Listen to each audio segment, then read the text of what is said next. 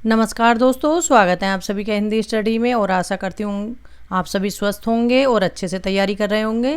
ठीक है, आज हम प्रवक्ता का जो 2005 में एग्ज़ाम पेपर हुआ था पीजीटी का, वो सोल्व करेंगे। इससे पहले वाले क्वेश्चन मैं पेपर डाल चुकी हूँ, लगभग 5-6, और 2-3 और बचे हैं। इसके बाद उन्हें डालने के बाद फिर हम प्रैक्टिस सेट करेंगे। कुछ क्वेश्चन पेपर हैं, उन्हें सोल्व करेंगे, क्योंकि क्वेश्चन जितने ज़्यादा सोल्व करोगे उतनी ही तुम्हारी प्रैक्टिस अच्छी होती चली जाएगी। और मैं वैसे तो आदिकाल, भक्तिकाल, रीतिकाल के सारे ऑब्जेक्टिव क्वेश्चन डाल चुकी हूँ। आप देखना चाहें तो उन्हें देख लेना, ठीक है। और आप मेरे चैनल पर पहली बार आए तो चैनल को सब्सक्राइब कर लेना, बेल आइकन को क्लिक कर लेना, जिससे आने वाली वीडियो को नोटिफिकेशन आपको मिल सके।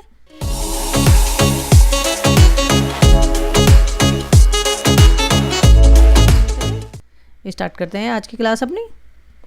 पहला क्वेश्चन है, भक्ति काल का नाम पूर्व मध्यकाल किस आचार्य ने दिया। जो भक्ति काल है इसे पूर्व मध्यकाल नाम किस आचार्य ने दिया है? तो इस किसने दिया है? वो है आचार्य हजारी प्रसाद द्विवेदी। इसमें कंफ्यूज होने का कोई चक्कर नहीं है, बस सिर्फ एक चीज़ का ध्यान रखना। देखो यहाँ क्योंकि कुछ नागेंद्र भी लगा रहे हैं, क्योंकि बुकों में नागेंद्र भी दे रखे हैं, लेकिन ये इन्होंने क्या दे रखा है, यहाँ आचार्य पूछा। तो आचार्य इसमें कौन से हैं? या तो नंद दुलारे वाजपेयी हैं या हजारी प्रसाद द्विवेदी हैं। तो आचार्य हजारी प्रसाद द्विवेदी ने दिया है ये, कि नंद दुलारे वाजपेयी ने तो दिया ही नहीं है ये। ठीक है, तो इस चीज़ का हमेशा ध्यान रखना। अगर ऑप्शन में हजारी प्रसाद द्विवेदी ना हो और आचार्य नहीं लिखा हो तो नागेंद्र पे लगा सकते हो आप। आगे देखते हैं। और ये आदिकाल को क्या किसने नाम दिया, ये भी सारे नामकरण अच्छे से देख लेना, क्योंकि इनसे एक क्वेश्चन हमेशा आता है बार बार। आदिकालीन साहित्य का प्रमुख रस क्या था? जो आदिकाल का साहित्य था उसका प्रमुख रस क्या था? उसका प्रमुख रस था वीर रस। ठीक है, कौन सा रस था? वीर रस। और जो रीति काल है उसका प्रमुख रस क्या था? श्रृंगार रस था। और भक्ति काल का तो भक्ति रस था। अपभ्रंश का वाल्मीकि किसे कहा जाता है? अपभ्रंश का वाल्मीकि किसे कहा जाता है? स्वयंभू को। क्यों कहा जाता है? क्यों न इन्होंने पौंचरियों लिखी है, जो मतलब जैसे वाल्मीकि जी की रामायण है ना, मतलब राम से संबंधित है, ऐसी पौंचरियों जो इनकी रचना है वो राम काव्य से संबंधित है। ठीक है। अपभ्रंश का भवभूति कहा जाता है पुष्पदंत को। आगे देखते हैं।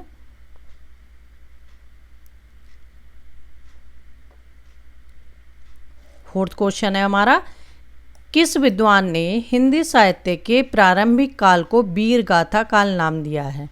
ये काल अभी मैं आपसे कह रही थी कि मतलब किसने आदिकाल को क्या नाम दिया है, प्रारंभिक काल को क्या नाम दिया है। इस तरह से ये जरूर पढ़ लेना, ठीक है, क्योंकि ये क्वेश्चन इससे आता है। तो प्रारंभिक हिंदी साहित्य के जो प्रारंभिक काल है उसे वीर गाथा काल नाम किसने दिया है? तो ये वीर गाथा काल किसने किया? रामचंद्र शुक्ल ने। चंद्रबरदाई किसके दरबारी कवि थे? तो चंद्रबरदाई किसके दरबारी कवि थे? ये महाराजा पृथ्वीराज चौहान के दरबारी कवि थे।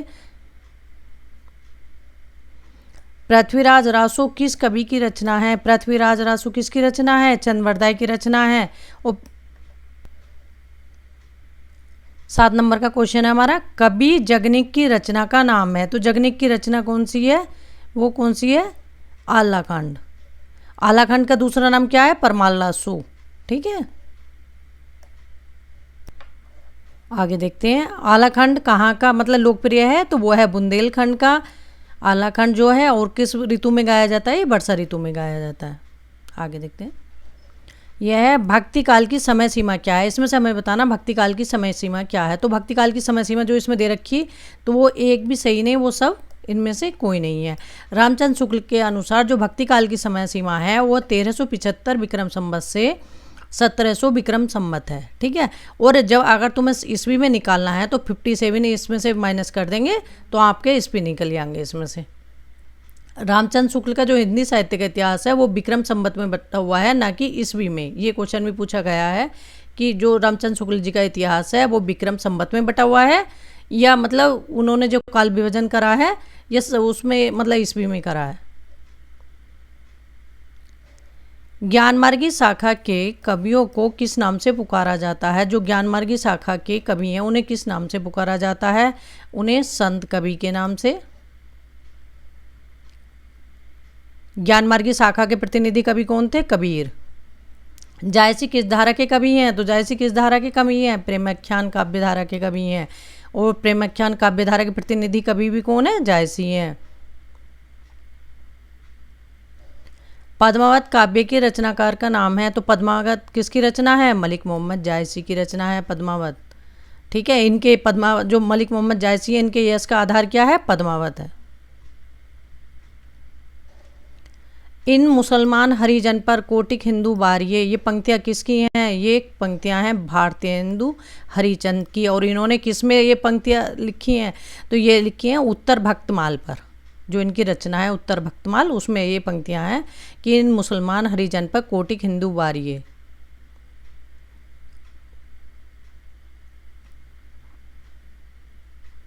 आगे देखते हैं। मलिक मोहम्मद जायसी को जायसी कहा जाता है क्योंकि वे क्या था? जायस के रहने वाले थे। जो मलिक मोहम्मद जायसी थे वे कहाँ के थे? जायस के निवासी थे, इसीलिए उन्हें जायसी कहा जाता था। आगे देखते हैं। हिंदी साहित्य के रीति काल को श्रृंगार काल कहा है, तो रीति काल को श्रृंगार काल किसने कहा है? ये आचार्य विश्वनाथ प्रसाद मिश्र ने। और मिश्र बंधुओं ने क्या कहा है? अलंकृत काल। ठीक है, और रामचंद्र शुक्ल ने क्या कहा? रीति काल। रीति काल का वह कौन सा कवि है जो अपनी मात्र एक कृति से हिंदी साहित्य में अमर हो गया? तो वो कौन है? वो बिहारी जी हैं, रीति काल के। ठीक है, और जो इनकी बिहारी सतसई है वो मुक्तक लिखी हुई है, उसमें पूछते कौन सी शैली है? मुक्तक शैली है उसमें, और दोहों में लिखी गई है उसमें, क्योंकि एक दो क्वेश्चन ये बार बार बिहारी जी से पूछे जाते हैं, तो इसलिए सतसई के बारे में, बिहारी जी के बारे में थोड़ा सा अच्छे से देख लेना डीपली। और ज़्यादातर जो सतसई के दोहे पूछे जाते हैं कितने? 713, लेकिन कहीं 19 भी आ जाते हैं, 726 तक मतलब माने हैं इन्होंने KBS में। ठीक है, अब ये देखो क्या मतलब ऑप्शन में आता है। आगे देखते हैं। कठिन काव्य का प्रेत किस कवि को कहा जाता है? तो कठिन काव्य का प्रेत किसे कहा जाता है? केशव दास को। और कठिन गद्य का प्रेत किसे कहा जाता है? अज्ञे को।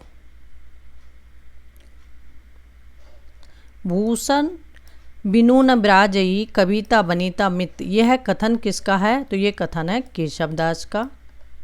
और ये पंक्तियाँ बहुत बार रिपीट होती हैं। हिंदी प्रदीप के यशस्वी संपादक का नाम है, तो हिंदी प्रदीप के यशस्वी संपादक थे वो कौन थे? वो थे बालकृष्ण भट्ट। द्विवेदी युग का नामकरण किसके नाम पर रखा गया? द्विवेदी युग का नामकरण किसके नाम पर रखा गया? वो रखा गया महावीर प्रसाद द्विवेदी जी के नाम पर। इसमें देखो कंफ्यूज होते हो आप, हजारी प्रसाद द्विवेदी और महावीर प्रसाद द्विवेदी, दोनों में मतलब थोड़ा सा द्विवेदी मतलब कंफ्यूज कर देता है एग्जाम के समय में। तो आपको बताऊं, मैंने इस तरह से याद किया था, महावीर, जो महावीर हैं उन्हीं के नाम पे तो होगा, जो बड़े हैं उन्हीं के नाम पे मतलब युग का नामकरण हो सकता है। इस तरह से मतलब इसमें ध्यान कर लेना कि महावीर कौन है? महावीर तो ये हैं, तो इन्हीं के नाम पर इस युग का नामकरण हुआ। ठीक है। किस कवि की सतसई पर हिंदी का प्रसिद्ध मंगला प्रसाद पारितोषिक प्रदान किया गया? तो वो थे वियोगी हरि को। वियोगी सतसई पर, वीर सतसई पर मिला था इन्हें मंगला प्रसाद पारितोषिक। आगे देखते हैं।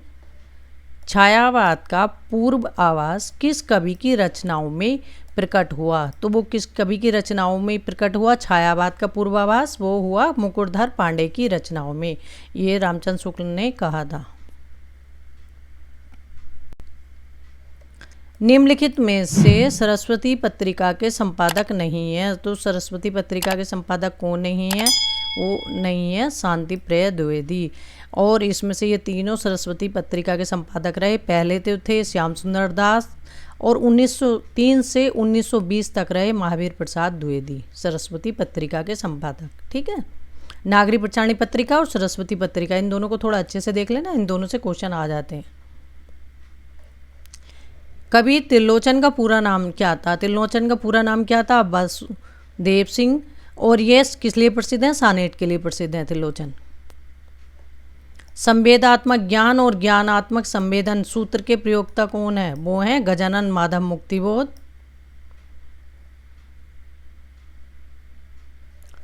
हिंदी साहित्य के आधुनिक काल को इस नाम से भी अभिहित किया गया है, तो किस नाम से और बुलाया गया है हिंदी साहित्य के आधुनिक काल को इनमें से? तो वो है गद्यकाल। गद्यकाल किसने कहा? रामचंद्र शुक्ल ने। चरणदास चोर किस की नाट्य कृति है? तो चरणदास चोर ये जो नाट्य कृति है वो है हबीब तनवीर की। निबंध संग्रह शब्दिता के निबंधकार हैं, तो शब्दिता के निबंधकार कौन है? धर्मवीर भारती।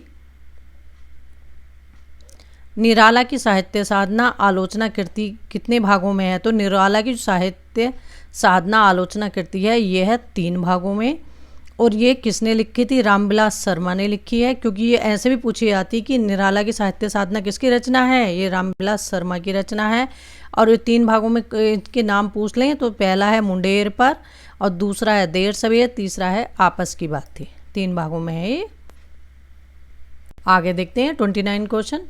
हिंदी के काव्य भाषा परक समीक्षक का नाम है, तो हिंदी के काव्य भाषा परक समीक्षक हैं उनका नाम क्या है? रामस्वरूप चतुर्वेदी। आगे देखते हैं, इनमें से कौन सा उपन्यास जीवनी परक है? तो जीवनी परक उपन्यास कौन सा है? खंजन नयन है। और ये किसका है? खंजन नयन ये अमृतलाल नागर का उपन्यास है।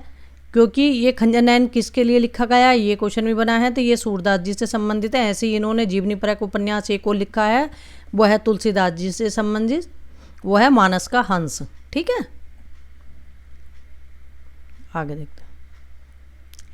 कसाईवाड़ा कहानी के लेखक हैं, तो कसाईवाड़ा जो कहानी है वो किसकी है? शिव मूर्ति की। निम्नलिखित में से कौन सा नाटक प्रसाद का नहीं है? तो कौन सा नाटक प्रसाद का नहीं है इसमें? सिंदूर की होली। सिंदूर की होली किसका है? लक्ष्मी नारायण मिश्र का है। एक बात हमेशा ध्यान करना, ऑप्शन में लक्ष्मी नारायण लाल और लक्ष्मी नारायण मिश्र दोनों आते हैं, तो इसलिए ध्यान से करना। जब ये अगर पूछते हैं ना कभी भी इसे रचना को, तो आप ध्यान करना कि सिंदूर की होली जब भी आएगा ना पूछने के, तो लक्ष्मी नारायण लाल और लक्ष्मी नारायण मिश्र दोनों लिखे होते हैं, तो इसलिए ध्यान करना कि जो लक्ष्मी नारायण मिश्र ये है। ठीक है, आगे देखते हैं। उसने कहा था कि मुख्य पात्र का नाम है, उसने कहा था कि मुख्य पात्र कौन है? लहना सिंह। और उसने कहा था ये किसकी कहानी है? तो ये कहानी है चंद्रधर शर्मा गुलेरी की है। चंद्रधर शर्मा गुलेरी एक ऐसे लेखक थे मात्र जिन्होंने 3 कहानियाँ लिखकर प्रसिद्ध हुए। जैसे मैं बोल रही हूँ क्वेश्चन एग्जाम में आया है कि मात्र 3 कहानियाँ लिखकर कौन प्रसिद्ध हुए, तो वो हैं चंद्रधर शर्मा गुलेरी। उसने कहा था, बुद्धू का कांटा और सुखमय जीवन, इनकी 3 कहानी है। जयशंकर प्रसाद के करुणालय का नाट्य रूप है, तो जयशंकर प्रसाद के करुणालय का नाट्य रूप क्या है? गीति नाट्य है। और हिंदी का पहला गीति नाट्य कौन सा है? वो भी है करुणालय। निम्नलिखित कथा कृतियों में से किसका संबंध काशी से नहीं है? तो काशी से किसका संबंध नहीं है? वो है अलग अलग बैतारणी।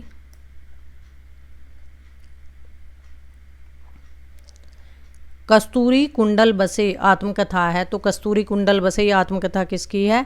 तो ये है मैत्रेयी पुष्पा की। ठीक है, किसकी है? मैत्रेयी पुष्पा की। और गुड़िया भीतर गुड़िया, ये दोनों किसकी आत्मकथा है? मैत्रेयी पुष्पा की। कृष्णा सोपती द्वारा लिखित संस्मरण है, तो कृष्णा सोपती का जो संस्मरण है इसमें से कौन सा है? हम हसमत।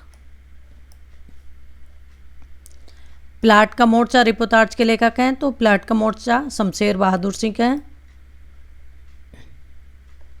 अरे याया बार रहेगा याद किस विधा की रचना है? तो ये यात्रा वृत्तांत है।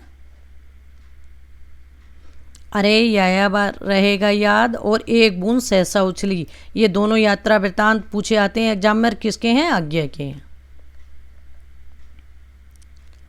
आचार्य भरत मुनि के बाद रस निष्पत्ति को लेकर मुख्य रूप से जिन विद्वानों ने रस के विषय में अपने विचार दिए उनके नामों का कौन सा क्रम सही है? तो भरत मुनि का जो रस सूत्र है उसकी व्याख्या जिन 4 आचार्यों ने की उनमें से कौन से हैं वो हमको बताना है। तो इसमें से कौन से हैं? लोलट, शंकुक, नायक, अभिनवगुप्त। तो ऑप्शन हमारा ए सही होगा। अरे क्रम से दिए हुए क्रम भी कई बार पूछ लेते हैं इनका, तो क्रम ये इनका सही है, लोलट, शंकुक, नायक, अभिनवगुप्त। और देखना ये वाला क्वेश्चन ना आपके जो पेपर करा चुकी हूँ उन सारे एग्जामों में, मतलब जो लास्ट ईयर क्वेश्चन पेपर करा चुकी हूँ उनमें भी ये क्वेश्चन आए, चाहे तो इनका पूछ लिया कि इनका कौन सा है उत्पत्तिवाद किसका, अभिभुक्तिवाद किसका है, इस तरह से पूछ लिया। या फिर या कि ये कौन से दर्शन है इनका, ठीक है। तो इसलिए इन्हें सही से देख लेना, ये क्वेश्चन बनता है एग्जाम में। माँ के सूची उपकारों का जीवन में अंत नहीं, निस्वार्थ साधना पथ पर माँ जैसा संत नहीं। ऊपर्युक्त काव्य पंक्ति में मुख्य रूप से कौन सा अलंकार लक्षित हुआ है, तो इसमें कौन सा है, प्रतीप अलंकार। इसमें वैसे सा सी से, तो वैसे इससे पता चल जाता है प्रतीप अलंकार है। मन की उत्पत्ति वेदना मन की मन में बहती थी, चुप रहकर अंतर मन में कुछ मौन बहता कहती थी, दुर्गम पथ पर चलने का वो संबल छूट गया था, अबिचल अबिकल वह प्राणी भीतर से टूट गया था। उपर्युक्त काव्य पंक्तियों में कौन सा रस अभिव्यंजित हुआ है, तो इसमें हमें रस बताना है, इन पंक्तियों में कौन सा रस है, तो वो है करुण रस। रस तो फिर भी जल्दी आसानी से समझ में आ जाते हैं, क्योंकि जब पढ़ते हैं तो उसमें पढ़ने से ही पता चल जाता है कि इसमें कौन सा रस है, लेकिन थोड़ा अलंकार में कहीं ना कहीं थोड़ा वो करते हैं, तो अलंकार को आपको अच्छे से देखना चाहिए। अर्थबोध कराने के संदर्भ में निम्नलिखित में से कौन सा कथन सत्य है, तो इसमें कौन सा कथन सत्य है, तो वो है लक्षणा एवं व्यंजना दोनों शब्द शक्तियाँ अभिधा पर आश्रित होती है। शब्द शक्तियाँ कितनी होती हैं हमारी, 3, अभिधा व्यंजना और लक्षणा। और लक्षणा व्यंजना किस पर आश्रित होती हैं, शब्द शक्ति, जो अभिधा शब्द शक्ति है हमारी, ठीक है।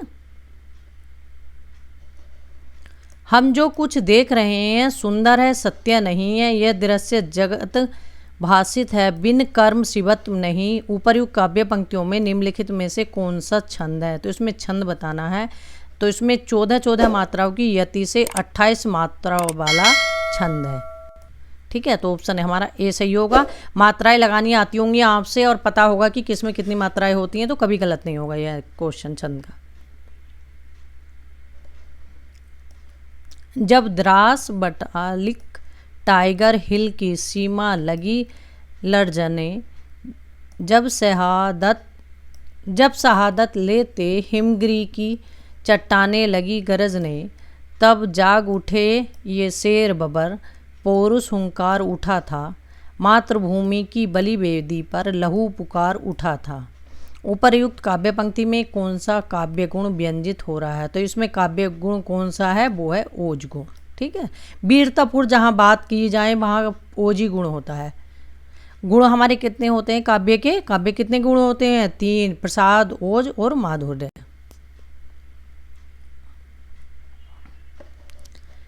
कंकड़ क्वणित रणित नूपुर थे, नूपुर शब्द मतलब सही करने के लिए भी आता है, ध्यान से देखना कि नूपुर कैसे लिखा जाता है, क्योंकि शुद्ध में भी आता है, वर्तनी शुद्धि में नूपुर शब्द। हिलते थे छाती पर हार, मुखरित था कलरव गीतों में, स्वर लय का होता है अभिसार, बिछड़े तेरे सब आलिंगन, पुलक स्पर्श का पता नहीं, मधुमेह चुम्बन कात कराए, आज न मुख को सता रही। उपर्युक्त काव्य पंक्तियों में कौन सा काव्य दोष लक्षित है, तो इसमें है च्युत संस्कृति दोष, ठीक है। काव्यदर्श के रचनाकार निम्नलिखित में से कौन है, काव्यदर्श किसकी रचना है, ये दंडी की रचना है। ये इसकी एक तो मैं मतलब अपने हाथ मतलब जो अपने बने हुए नोट्स थे वो मैं डाली इसकी वीडियो, और एक अलग से मैंने जो कि एग्जाम में बार बार आए हैं, जैसे टीजीटी पीजीटी में आए हैं, जीआईसी में आए हैं, उसकी मैंने वीडियो डाली। उसमें से ही अगर तुम उतना भी पढ़ लेते हो तो आपके ये वाला मतलब काव्य शास्त्र में जो ये लेखक पूछे आते हैं आपके कंप्लीट हो जाएंगे। सत्यार्थे प्रथ गयार्थया स्वर व्यंजनांश हंसते क्रमेण तेनेन वा मर्क बिनी गदते। यमक की यह परिभाषा किस आचार्य ने दी है, तो ये यमक की परिभाषा किस आचार्य ने दी है, ये दी है विश्वनाथ ने, ठीक है। इसका थोड़ा सा बस शुरू का याद कर लेना, पूरा याद करने की ज़रूरत नहीं है, इतने सही जिससे इसकी पहचान बन जाए। सट्टक है, तो सट्टक क्या है, एक प्रकार का नाटक है। रसा अपकर्षा दोषा उक्ति किस आचार्य की है, तो रसा अपकर्षा दोषा उक्ति जो है विश्वनाथ की है। कीर्ति भनीति भूति भली सोई, सुर सरी सम सब कहूँ तिहि होई। ऊपरयुक्त पंक्तियों में तुलसीदास ने किस काव्य प्रयोजन को महत्व दिया है? तो किसको दिया है? लोकमंगल को।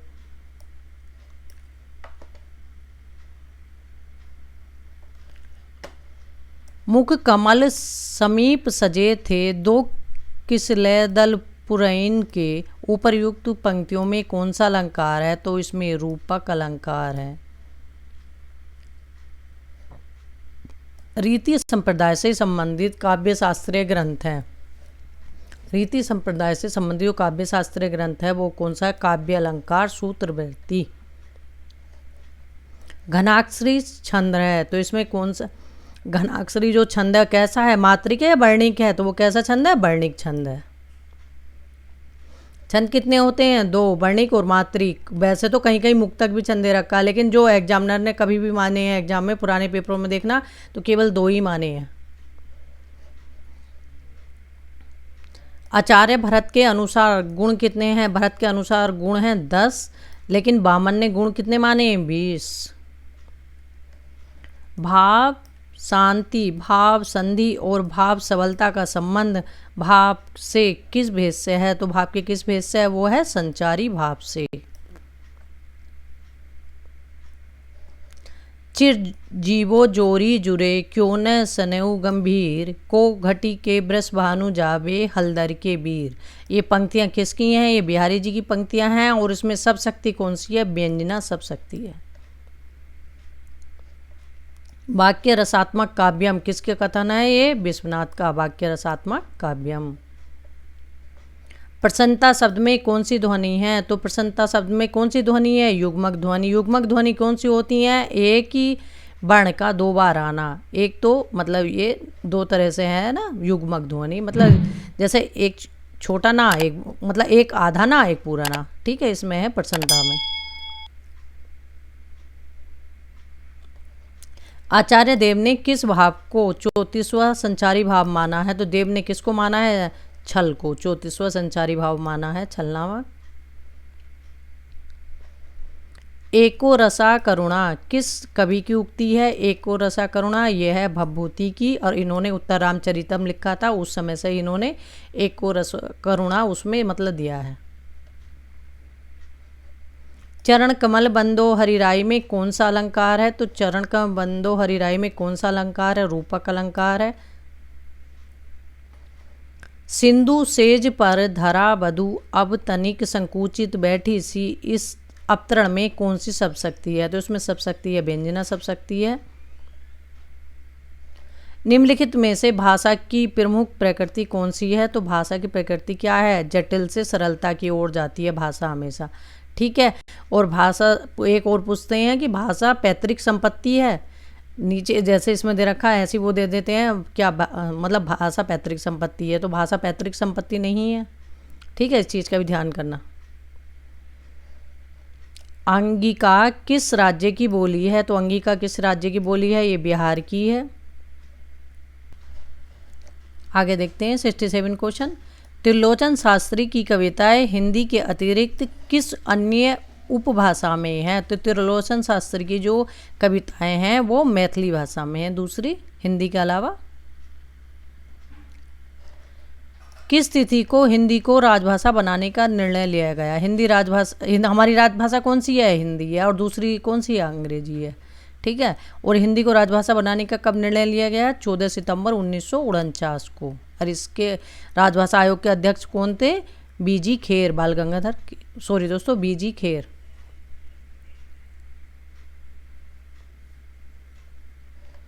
हिंदी वर्णमाला में वर्ण है, तो हिंदी वर्णमाला में वर्ण कितने हैं? 52 वर्ण हैं। कितने वर्ण हैं? 52 वर्ण हैं, कुल वर्ण ये जो 52 है। ठीक है, अब हिंदी वर्णमाला से क्वेश्चन हर बार 2-4 आते हैं हर एग्जाम में। स्वर कितने होते हैं? 11। ठीक है, स्पर्श व्यंजन कितने हैं? 25 हैं। द्विगुणी व्यंजन कितने हैं? 2 हैं। और स्पर्श व्यंजन कितने, मतलब स्पर्श संयुक्त, इस तरह से मतलब सभी ये पूछे आते हैं। आप ध्यान कर लेना इन्हें अच्छे से, वर्णमाला को तो पढ़ लेना। ठीक है, मैं और बताऊंगी तो वीडियो उतनी लंबी होती चली जाएगी। बंगेली बोली का संबंध किस उपभाषा से है? तो बंगेली बोली का संबंध किस उपभाषा से? वो है पूर्वी हिंदी से। अवधी बंगाली छत्तीसगढ़ी पूर्वी हिंदी की बोली है ये।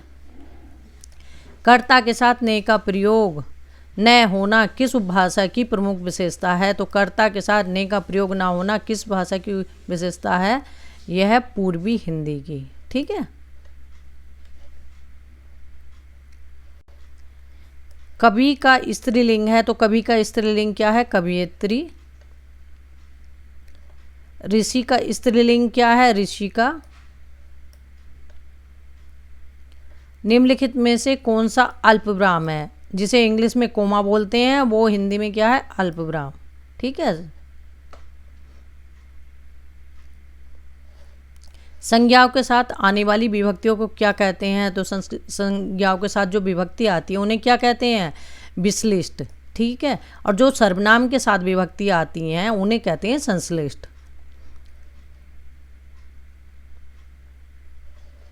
हिंदी भाषा में वचन कितने प्रकार के होते हैं? हिंदी भाषा में कितने प्रकार के वचन हैं? 2 प्रकार के, एक वचन और बहुवचन। और संस्कृत में कितने हैं? 3 हैं। लिंग की दृष्टि से दही क्या है? दही क्या है? पुल्लिंग शब्द। निम्नलिखित में से कौन सा स्त्रीलिंग है? इसमें से स्त्रीलिंग कौन सा है? वो है मृत्यु। अयोगवाह कहा जाता है। अयोगवाह किसे कहा जाता है? विसर्ग को। और हिंदी में अयोगवाह कितने हैं? 2। और संस्कृत में अयोगवाह कितने हैं? 4। मुकुट शब्द निम्नलिखित में से किस कोटि का है? तो मुकुट शब्द किस है? मतलब तद्भव है, तत्समय क्या है हमें बताना। तो वो क्या है? तत्समय मुकुट शब्द। और इसका तद्भव क्या होगा? मोर। निम्नलिखित में से कौन सा शब्द शुद्ध है? तो शुद्ध शब्द कौन सा है? अधिशासी। जो पूजा के योग्य हो उसे क्या कहेंगे? तो पूज्य कहेंगे। या ऑप्शन में पूज्य की जगह पूजनीय भी आता है तो पूजनीय कहेंगे। ठीक है। ये लिखा हुआ है पूजनीय, लेकिन इसमें ऊ की मात्रा लगी हुई ना, ये अगर इधर लगी हुई होती ना तो ये सही होता। निम्नलिखित में से कौन सा शब्द अशुद्ध है? तो अशुद्ध कौन सा है? भिज्ञ शब्द जो है अशुद्ध है। इसका सही रूप क्या होगा? अनभिज्ञ। वह स्त्री जिसका पति परदेश से आने वाला हो, उसके लिए एक शब्द क्या होगा? उसके लिए होगा आगमस्यत पति का।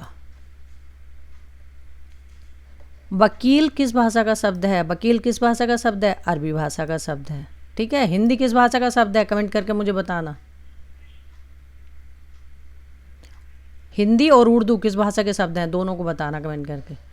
अलंकेश पर्यायवाची शब्द है, तो अलंकेश पर्यायवाची शब्द है कुबेर का। अनभिज्ञ शब्द का विलोम है, तो अनभिज्ञ शब्द का विलोम क्या होगा? अभिज्ञ। आगे देखते हैं। रेलगाड़ी शब्द है, तो रेलगाड़ी शब्द कैसा है? संकर शब्द है। जो 2 भाषाओं से मिलकर बने हुए शब्द कौन से होते हैं? संकर शब्द होते हैं। वर्तनी की दृष्टि से कौन सा शब्द सही है? तो वर्तनी की दृष्टि से कौन सा शब्द सही है? ज्योत्सना। ठीक है। इसमें ता भी आधा बनेगा और सा भी आधा बनेगा, ये ध्यान हमेशा रख लेना बीच में बस। ये क्योंकि ये जो हमारा शब्द है बार बार रिपीट होता है सही शुद्ध वर्तनी में।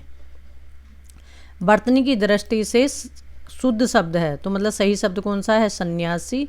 ठीक है। जिसका कोई शत्रु पैदा नहीं हुआ हो, तो वो कौन हो गया? अजात शत्रु। जिसका कोई शत्रु ना हो, अजात शत्रु। कृतज्ञ का विलोम क्या होगा? कृतज्ञ। ठीक है। जो इसके पहले 2009 में मतलब इसके बाद जो एग्जाम हुआ उसमें माना कृतज्ञ मतलब पूछा था, इसमें कृतज्ञ पूछ लिया। तो कृतज्ञ किए गए उपकार को मानने वाला, और कृतज्ञ जो किए गए उपकार को नहीं मानता हो। निम्नलिखित में से कौन सा शब्द बादल का पर्यायवाची नहीं है? बादल का पर्यायवाची कौन सा नहीं है इसमें? वो है बारिधि। बारिधि किसका पर्यायवाची है? समुद्र का पर्यायवाची है। कौन सा वाक्य सही है? तो कौन सा वाक्य इसमें से सही है? बैल और बकरी घास चढ़ते हैं। ठीक है। इसमें दूसरा सही है। उसने कहा कि मैं घर जाऊंगा, किस तरह का वाक्य है? उसने कहा कि मैं घर जाऊंगा। ठीक है। तो ये कैसा वाक्य हो गया? मिश्र वाक्य। वाक्य कितने होते हैं हमारे? सरल, संयुक्त और मिश्रित, 3 तरह के वाक्य होते हैं। सूर्य का पर्यायवाची नहीं है, तो सूर्य का पर्यायवाची क्या नहीं है? सारंग। सारंग ये पर्यायवाची नहीं है, जो है वह है रवि, हंस और भास्कर, ये सूर्य के पर्यायवाची हैं। अंतरंग का सही विलोम है, तो अंतरंग का सही विलोम क्या है? बहिरंग है। शुद्ध युग्मक पर्यंत पर्यंत और पर्यक के सही अर्थ भेद का चयन कीजिए। तो इसमें सही क्या है? पर्यंत का क्या है और पर्यक का क्या है? तो पर्यंत का है तक और पर्यक का है पलंग। संकट शब्द का अर्थ है, तो संकट शब्द का अर्थ क्या है? हाँ देखो, पीछे पूछा था कौन सा शब्द संकट शब्द है, इसमें आगे पूछ लिया संकट का अर्थ क्या है। यह है दो भाषाओं के शब्दों से मिलकर बना शब्द क्या कहलाता है? संकट शब्द कहलाता है। जिन शब्दों की व्युत्पत्ति का पता नहीं चलता उन्हें कहा जाता है, उन्हें क्या कह जाते हैं? देशज शब्द। ठीक है, अपने अपने जैसे आसपास की जो अपनी मन आया वो बोल दिया, कुछ भी वो अपने देश में ही उत्पन्न हो गए, तो वो सब देशज ही हो गए। तुमुन प्रत्यय का प्रयोग निम्नलिखित में से किस अर्थ में होता है? तुमुन का प्रयोग किस में होता है? वो है के लिए। ठीक है, और एनियर का जो होता है, एनियर और तबीयत का चाहिए का अर्थ में होता है, क्योंकि ये क्वेश्चन इससे पहले भी बना है। संस्कार शब्द में किस उपसर्ग का प्रयोग है? तो संस्कार में किस उपसर्ग का प्रयोग है? वो है सम उपसर्ग का। ठीक है, अलंकार में और 2-3 बार पूछ चुके, अलंकार में कौन सा उपसर्ग है? तो अलम उपसर्ग है अलंकार में। गांव के चारों ओर जल है, उपर्युक्त वाक्य का निम्नलिखित में से कौन सा संस्कृत अनुवाद सही है? तो इसका जो ऑप्शन ए सही होगा, ग्रामम परितः जलम अस्ति। सुआगतम स्वागतम, इस संधि में निम्नलिखित में से कौन सा सूत्र लगा है? पहले तो ये भी पूछ लेते हैं, देखो इसमें स्वागतम का संधि विच्छेद क्या होगा? सु प्लस आगतम। ठीक है, और कौन सी संधि है? ये इको यणची। ठीक है, संस्कृत में कहेंगे एको यणची और हिंदी में यण संधि का सूत्र है। ठीक है, अब ये ऐसे भी पूछ लेते हैं, जैसे इसमें दे रखा अके सवर्णा दीर्घा, ये दीर्घ संधि का सूत्र है। अधगुणा ये मतलब आदि संधि का गुण संधि का सूत्र है, और वृद्धि रेची वृद्धि संधि का सूत्र है। इस्तो इच्चु ना इस्तो इच्चु सूत्र के अनुसार इच्चु संधि का निम्नलिखित में से कौन सा उदाहरण सही है? तो वो है रामस चिनोति, रामस चिनोति।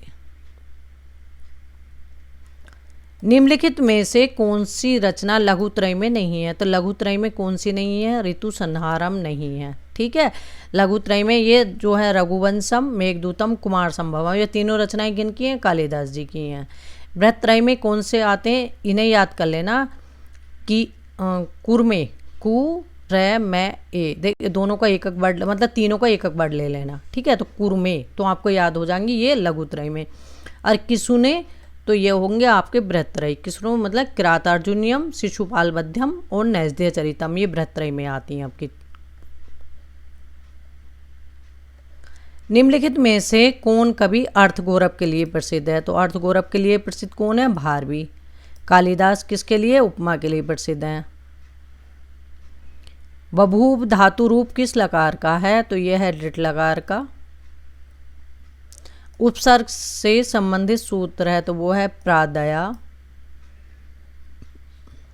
विष्णवे का संधि विच्छेद है, तो विष्णवे का संधि क्या होगा? विष्णु प्लस ए। सूची फर्स्ट को सूची सेकंड से सुमेलित करना है, तो वो नीचे देखना है हमें। देखो इसमें है ये कालिदास, कालिदास की रचना क्या है? मेघदूतम। और काव्यदर्श कांग्या, काव्य प्रकाश मम्मट का है। और स्वप्न भासव दत्तम भास की रचना है। साहित्य दर्पण विश्वनाथ की रचना है।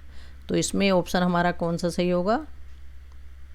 इसमें ऑप्शन हमारा ए सही होगा। निम्नलिखित में कौन सी कृति कालिदास की नहीं है? क्वेश्चन को हमेशा अच्छे से पढ़ना है, कहीं भी मिस्टेक नहीं करनी। किसकी नहीं है किसका है, जल्दी में वही एक क्वेश्चन भी गड़बड़ हो जाता है। तो कौन सी नहीं है कालिदास की? उत्तर रामचरितम। किसकी रचना है? भवभूति की उत्तर रामचरितम। आगे देखते हैं।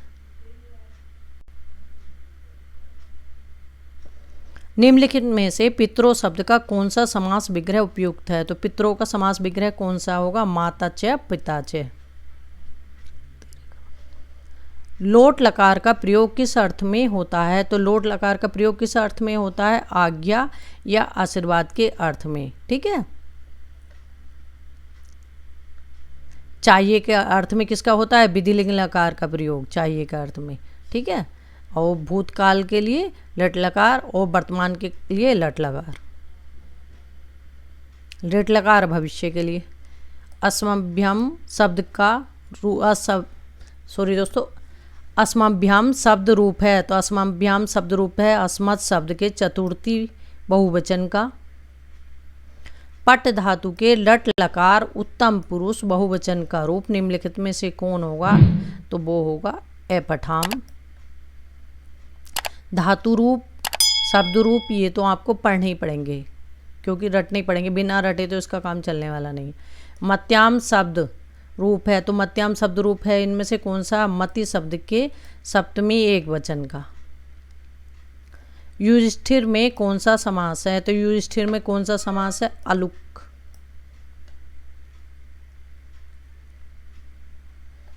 राजशेखर की निम्नलिखित रचनाओं में से कौन सी रचना अधूरी है? तो ये जो चारों रचनाएं दे रखी हैं ना, तो इसमें चारों रचनाएं इनकी पूरी हैं। ठीक है। ये जो चारों रचनाएं हैं इनमें से कोई सी भी अधूरी नहीं है, क्योंकि आयोग एक दो क्वेश्चन तो हमेशा से रखता जो विवादित हो और उसमें गड़बड़ हो जाती बच्चों की, क्योंकि जो हाई मेरिट पे होते हैं वो भी कई बार नीचे आ जाते हैं, और जिनके गलत होते हैं वो भी मतलब उसके समथिंग हो जाते हैं।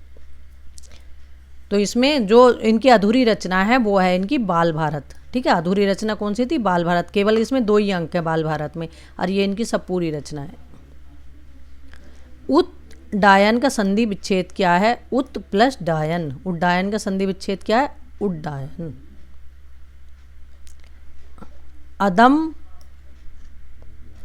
अदस वह शब्द के स्त्रीलिंग पंचमी विभक्ति बहुवचन में रूप होगा, तो वो क्या होगा? अमुभ्या। नी धातु के लट लकार मध्यम पुरुष एक वचन में रूप होगा, तो नी धातु के लट लकार मध्यम पुरुष एक वचन में रूप है, वो क्या है? अनय। कादम्बरी किसकी रचना है? तो कादम्बरी किसकी रचना है? ये बाणभट्ट की रचना है कादम्बरी। निम्नलिखित कृतियों में से कौन सी भारवी द्वारा रचित है? तो भारवी की रचना कौन सी है? किरात अर्जुनियम है। मुद्रा राक्षस नाटक का रचयिता कौन है? तो मुद्रा राक्षस जो नाटक है वो किसका है? विशाखा दत्त का। ठीक है। ये हमारे 125 क्वेश्चन आज कंप्लीट हो गए हैं। आपका ये क्वेश्चन पेपर कंप्लीट हो गया है। लगातार लगे रहो, मेहनत करते रहो। ठीक है। और जो मेहनत करते हैं सफलता अवश्य मिलती है। और कहीं भी कोई परेशानी है तो कमेंट करके बताना, मैं आपका रिप्लाई अवश्य करूँगी। ठीक है। थैंक यू दोस्तों मेरी वीडियो देखने के लिए।